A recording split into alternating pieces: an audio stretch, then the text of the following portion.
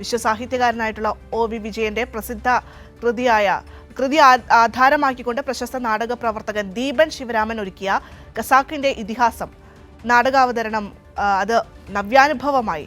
എന്തായാലും Kollam Karunagappally boys higher secondary സ്കൂളിൽ 4 ദിവസം നീണ്ട പ്രദർശനം സമാപിച്ചു. നമുക്ക് ആ വിശേഷങ്ങളിലേക്ക് ഒന്ന് പോകാം.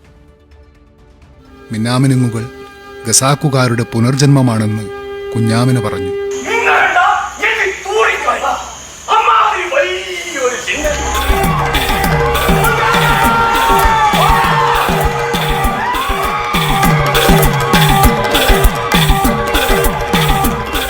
രവിയും അപ്പുക്കിളിയും അള്ളാപ്പിച്ച എന്ന മൊല്ലാക്കയും ബോധാനന്ദ സ്വാമി, മാധവൻ നായർ, ശിവരാമൻ നായർ, കൈലാസമുത്തൻ, കുഞ്ഞുമിട്ടായി, ചാന്തുമ്മ, ആബിദ, മുങ്ങാങ്കോഴി, മൈനുമ, നൈസ അലി ഇവരൊക്കെ നോവലിലെ താളിൽ നിന്ന് മണ്ണിലെ 12,000 ചതുരശ്ര അടിയിലെ അരങ്ങിൽ ഇറങ്ങി വന്നു. വായനക്കാരായ പ്രേക്ഷകരുമായി ആശയവിനിമയം നടത്തി അവരെ കൂടി ഖസാക്കാക്കി മാറ്റുകയായിരുന്നു.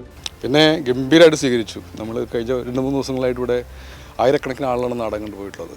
നമ്മൾ നാടകം 10 വർഷമായിട്ട് കളിച്ചുകൊണ്ടിരിക്കും. നമ്മൾ എല്ലാ സമയത്തും കളിക്കുന്നിടത്ത് ധാരാളം ആളുകൾ ക്യൂ നിന്ന് ടിക്കറ്റ് എടുത്ത് വാങ്ങിക്കൊണ്ടിരിക്കുന്ന അവസ്ഥയാണ് നമ്മുടെ എക്സ്പീരിയൻസ്.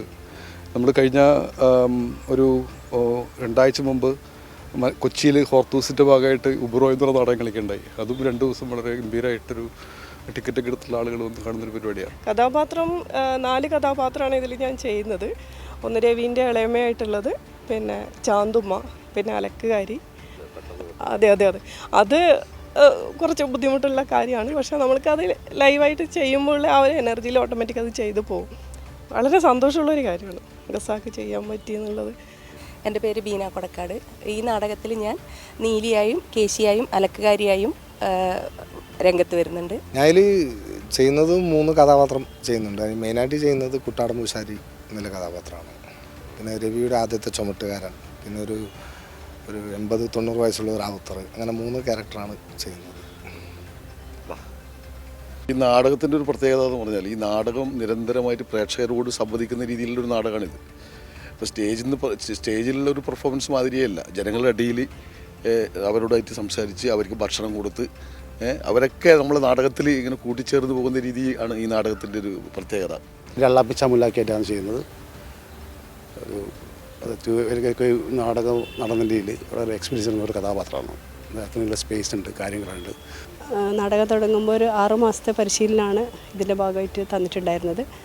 അപ്പോൾ നാടകം തുടങ്ങുന്നതിന് മുന്നേ തന്നെ നോവൽ വളരെ കൃത്യമായി വായിക്കുകയും അതിലോരോ കഥാപാത്രത്തെക്കുറിച്ചും ദീപൻ സാർ വളരെ കൃത്യമായിട്ടുള്ള ഒരു ഇൻഫർമേഷൻ തന്നിട്ടുണ്ടായിരുന്നു.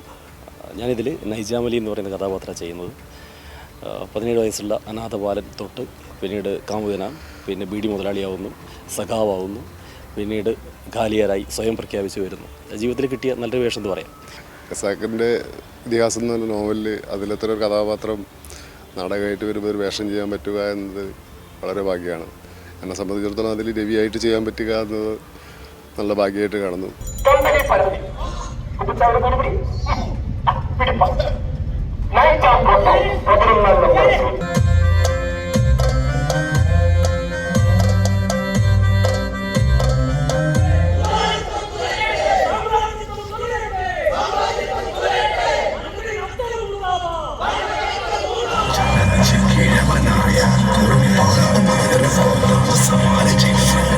കരുനാഗപ്പള്ളി ഗവൺമെൻറ് ഹൈസ്കൂളിലെ ഗ്രൗണ്ടിലെ ഗാലറിയിൽ 1000-ഓളം വരുന്ന പ്രേക്ഷകർ ശ്വാസം മടക്കി പിടിച്ച ആ വിസ്മയ കാഴ്ച കണ്ടു നിന്നു.